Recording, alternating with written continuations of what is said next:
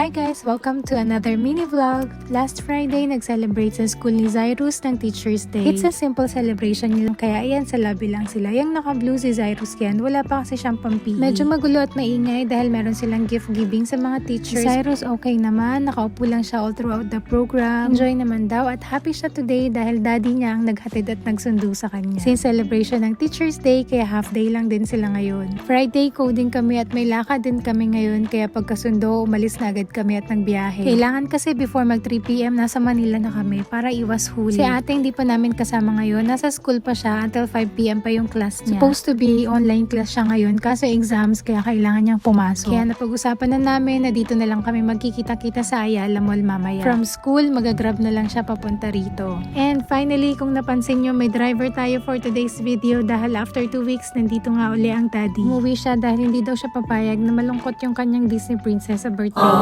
Char! Ang totoo niyan, wala talaga siyang choice dahil ibinili ko na siya ng ticket. Bago pa niya malaman na uuwi siya ay may ticket na.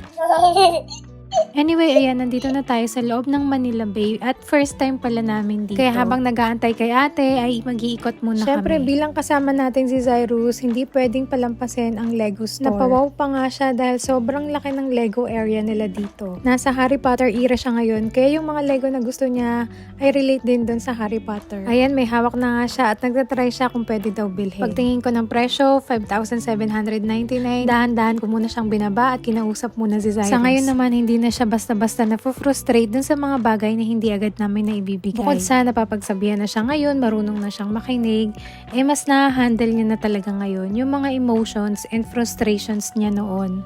Anyway, maya-maya inaya ko na rin sila dito sa King Chef para kumain. Nagustuhan ko kasi yung hakaw at noodles nila dito. While waiting sa order, nagsaserve sila dito ng tea for free. Si Zyrus nga, pati tsaa, hindi pinalampas, tinikman niya rin talaga. Saglit lang din naman ang waiting at ayan, i-serve na rin naman ang pagkain. Kain muna tayo.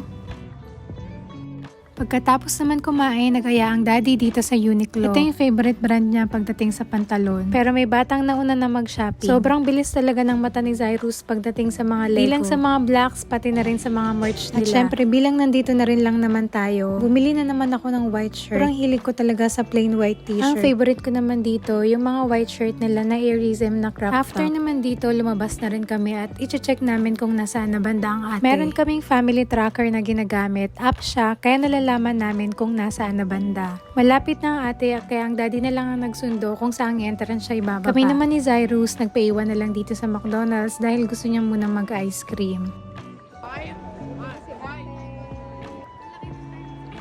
Andito na nga ang ate at dadalhin naman namin siya sa Corsa Pit Stop Cafe. Alam nyo ba na sobrang fan si ate ng F1 racing? Kaya sobrang happy niya na dito kami magmi-meet up sa Manila Bay dahil dito lang merong cafe na ganito. Since cafe nga siya, merong drinks and pastries inside. You can dine and relax at ang pinakamaganda, you can experience full motion simulators with family or friends. Meron din silang mga merch, yung mga sinusuot ng mga F1 driver with sign. Nagre-range from 4,000 to 8,000. Depende kung gaano kasikat yung driver.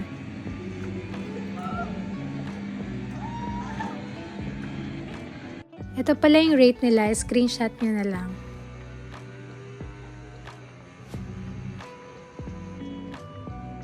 And that's it for today's video. Thank you for watching. See you on the next one. Bye!